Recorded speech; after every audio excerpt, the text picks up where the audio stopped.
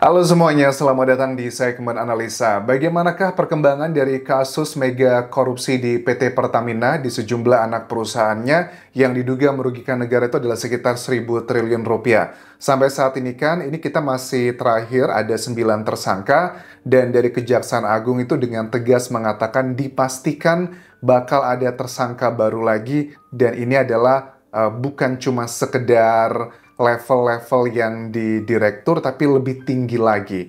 Wow, apakah ini menjurus kepada komisaris utama dari sejumlah anak perusahaan tersebut?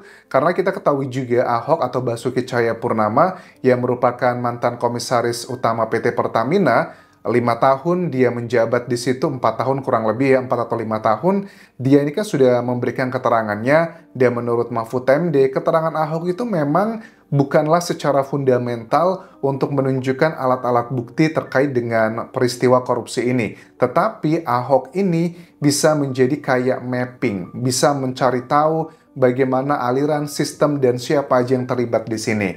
Kita akan coba bahas beberapa statement dari mantan Menko Polhukam Mahfud MD yang ini juga mengedres dari presiden kita Prabowo Subianto.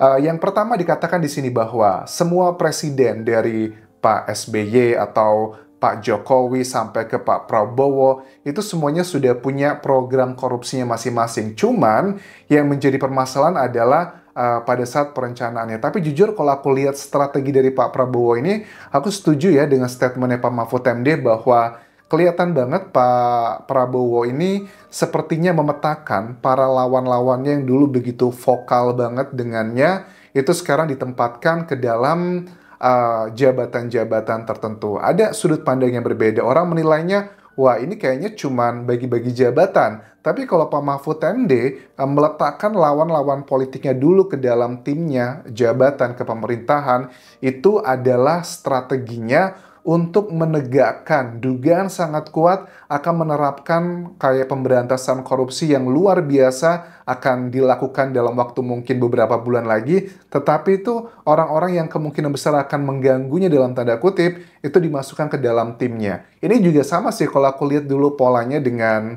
ya Ahok ya. Ahok kan juga mengundurkan diri dari Komisaris Utama PT Pertamina pada saat dia berseberangan dengan orang yang memilihnya, which is adalah presiden saat itu, Pak Jokowi. Kemudian dia kontra mengatakan hal-hal yang kalian sudah tahu seperti apa. Maksudnya dari Pak Mahfud MD terkait dengan strategi ini seperti apa? Lawan-lawan politiknya semuanya dimasukkan ke dalam tim Prabowo agar pada saat melakukan enforcement untuk memberantas korupsi itu bisa aman dan juga terkendali. Meletakkan semua kekuatan politik yang kira-kira akan mengganggu dia itu diletakkan di bawah kekuasaannya semua. Ketua partai semua dijahit. Lawan-lawan politiknya yang dulu paling keras sekalipun ada jadi menteri, jadi wamen, jadi kepala badan apa itu yang dulu mengatakan Oke. Ini adalah obrolan dengan Profesor Renal Kasali yang menurut aku juga ini strategi yang sangat masuk akal karena kita tahu ya di Indonesia itu korupsinya kan bukan 1-2 orang ya, tapi sudah tersistematis gitu. Kalau kita lihat dari presiden-presiden sebelumnya, termasuk juga di Pertamina ini ya, ini kan kasus korupsi yang terjadi dulu-dulu yang ketahuan ya, bukan di eranya Prabowo gitu. Kalau nggak dijagain, ya pasti bakal banyak tantangannya.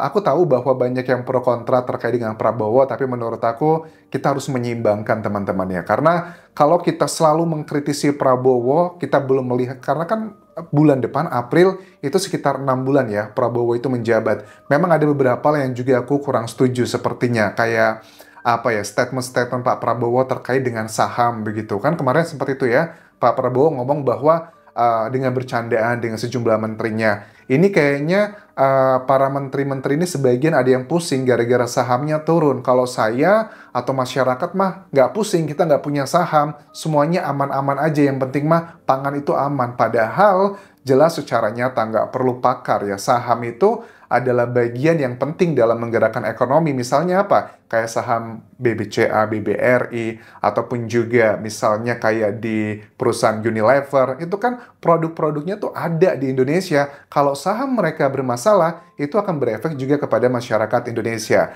Nah, hari ini juga kita lihat kan ada sebuah lembaga baru namanya Danantara ya teman-teman. Ini kan juga baru diresmikan. Kita lihat ada SBY dan juga Jokowi yang diangkat sama Pak Prabowo ini sebagai kayak dewan, kayak untuk apa nih, pengawas kah atau penasehat. Levelnya level tinggi seperti itu. Tapi apakah ini menjadi salah satu strategi juga untuk Danantara? Danantara itu kalau aku lihat di sini ini kan dibentuknya tujuannya untuk mengoptimalkan penerimaan negara. Jadi Danantara itu nanti ada sejumlah BUMN, misalnya nih ya kayak bank-bank yang pemerintah, Mandiri, BRI, terus juga BNI dan sebagainya, Pertamina, Telkom, Mind ID dan juga banyak lagi. Itu dividennya tiap tahun kan biasanya itu masuk sebagai sumber pendapatan untuk APBN, Anggaran Pendapatan Belanja Negara. Tetapi di tahun ini kayaknya dividen itu yang nilainya bisa mencapai 982 miliar dolar Amerika Serikat atau 15 triliunan rupiah, itu nggak lagi akan masuk ke APBN kita, tetapi akan dikelola. Sebagai salah satunya adalah untuk investasi dan nanti salah satu hasilnya itu juga untuk APBN juga sih pada akhirnya, tapi nggak langsung, tapi dikelola dulu. Nah, Pak Prabowo juga kritikku adalah gini, Bapak kan sudah membuat yang namanya Danantara, itu uangnya juga akan kemana?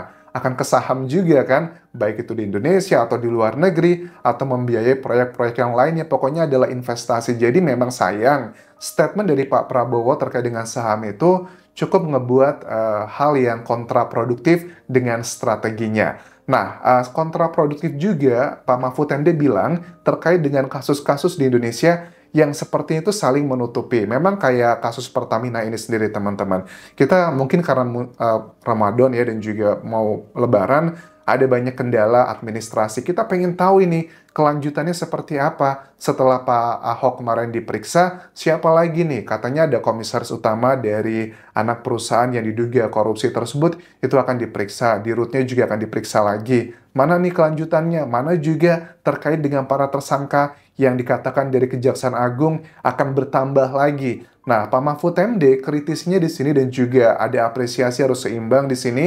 Itu katanya ada banyak kasus yang sepertinya saling menutupi. Jadi kesannya itu kayak anti klimaks gitu loh. Cuma sampai di tahapan tertentu penyidikannya, masyarakat sudah heboh, sudah viral, tapi kalau sudah menyentuh orang-orang tertentu, nanti bakal kicap gitu ya, bahasa istilah anak sekarang. Nggak ada lagi kelanjutannya. Apakah itu akan sama nasibnya seperti kasus Pertamina ini? Maaf, sekarang kan ditutup-tutup gitu ya. Ada kasus Fufu Fafa, ditutup dengan Bidol, ditutup lagi dengan kasus Tom Lembong, ditutup dengan kasus Roni Tanor, ditutup lagi pagar laut, Pertamina. Jangan-jangan ini saling tutup, sekarang Ridwan Kamil. Hasto gitu ya. Iya. Ya, ini adalah obrolan dengan Profesor Renal Kasali ya, yang kita juga masyarakat awam juga bisa menilai ini kok kasus yang besar-besar kayaknya saling tumpang tindih gitu menutupi satu sama lain.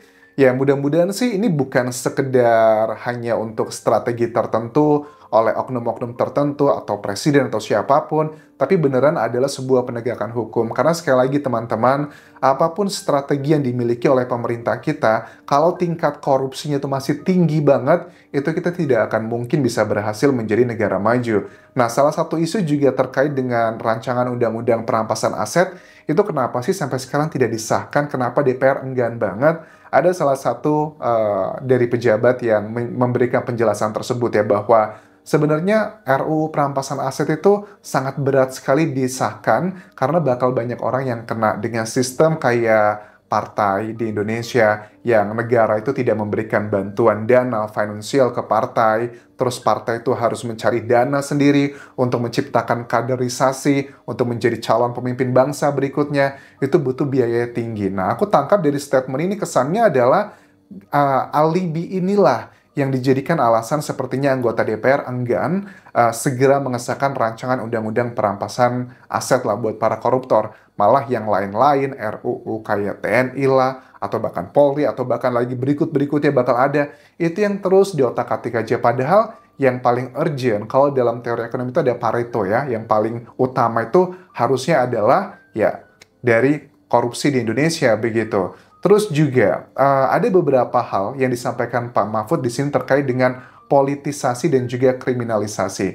Ya, kalau aku lihat dari kasus-kasus yang disampaikan tadi, kayak misalnya Hasto, ataupun juga Pertamina, atau yang lain-lain, menurut aku itu bukan kriminalisasi. Aku setuju dengan Pak Mahfud MD, karena kriminalisasi kan artinya kasusnya sebenarnya nggak ada unsur pidananya, tapi dicari-cari pasalnya dibuat kriminal. Tapi menurut aku setuju juga ini ada hubungannya dengan politisasi, bahwa memang indikasi pidananya sudah ada, cuma kenapa baru dibahasnya sekarang? Cuma kenapa yang lain-lain yang juga agak mirip memiliki permasalahan dugaan pidana yang sama tidak diotak-atik. Dugaannya adalah karena mereka sekarang masih berada di ruang lingkup orang yang berkuasa. Tapi mungkin aja nanti pada saat mereka sudah tidak lagi dekat dengan orang yang berkuasa akan dilakukan tindakan. Ya misalnya seperti ya Tom Lembong ataupun juga Hasto, kan dulu kan dekat dengan Pak Jokowi, kemudian juga dekat dengan yang lain, tapi sekarang sudah tidak lagi, akhirnya dilakukan enforcement. Dugaannya sih itu berhubung ke arah politisasi. Memang mungkin dugaan kriminalnya ada, pidananya maksudku, yaitu harus dibuktikan juga begitu.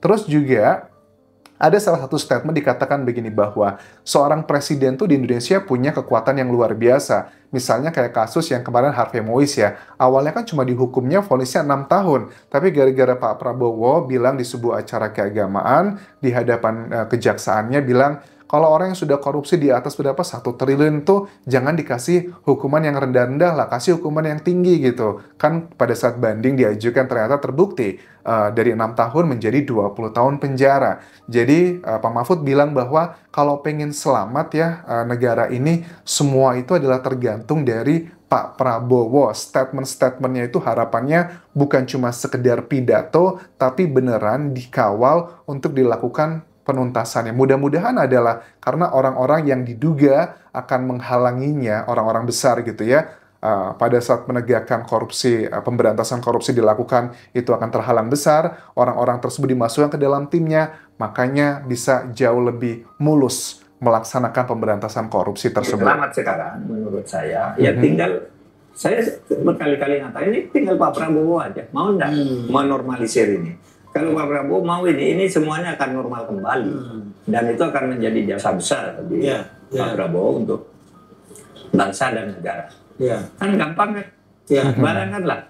Jadi itu adalah salah satu statement yang aku setuju juga ya, bahwa Pak Prabowo itu adalah berperan sangat penting dalam hal ini. Memang kita pahami ya, kita kan di negara demokrasi harus menyimbangkan. Ada bagian yang kita kritisi, ada juga bagian yang kita apresiasi. Tapi kalau 100% kita apresiasi, kita puji-puji terus, menurut aku itu nggak sehat. Begitupun juga sebaliknya, kalau semua yang dilakukan oleh pemerintah kita kritisi semuanya, nggak ada yang didukung, menurut aku juga nggak sehat. Jadi ada beberapa orang yang bilang, coba kemarin presidennya misalnya yang A atau B atau C, pasti akan jauh lebih baik. Menurut aku enggak ya. Siapapun presiden yang terpilih di Indonesia, itu pasti bakal ada ketersandraan politik di berbagai macam hal pun. Jadi menurut aku, ya sudahlah, kita kan sudah nggak bisa lagi ngerubah presiden siapa yang akan terpilih untuk 5 tahun ke depan. Jadi kita maksimalkan aja Pak Prabowo dengan strategi-strategi yang janjinya akan benar-benar ngeberantas koruptor yang ada di Indonesia. Sementara itu dulu bisa aku update mengenai kasus ini teman-teman. Terima kasih sudah menonton. Sampai ketemu lagi di video berikutnya.